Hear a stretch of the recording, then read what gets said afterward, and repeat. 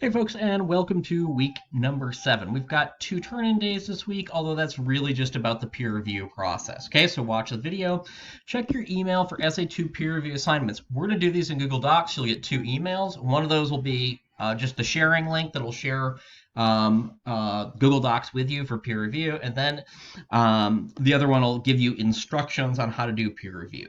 Okay, watch how to use the Google Docs video if you are at all unfamiliar about it. And even if you are familiar, give it a quick watch just to double check you have an idea of what to do.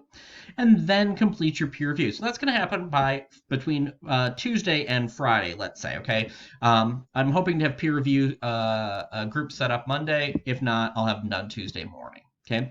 Then between Friday and Monday, I'm going to come in and comment on your drafts in your Google Doc. So what you're going to end up with is a Google Doc with all of your peers and my feedback in it. Okay.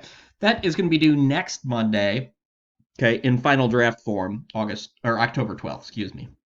Then, I want you to listen. We're getting ready for Essay 3, we're talking about real live research here. So I want you to listen to this podcast. It's a podcast called Science Versus. The episode is called Artificial Sweeteners. So you can listen to it in your browser right here.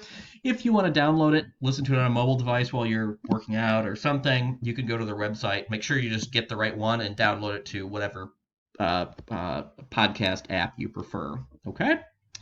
There's a sample essay 3 here. I want you to go ahead and read it right now. Why? Well, you need to have it read in order to take part in the second research discussion, which is going to take place this week as well. Okay, so please go ahead, read the sample essay 3, listen to that podcast, and then complete the research discussion. Okay? As always, if you have any questions, don't hesitate to let me know.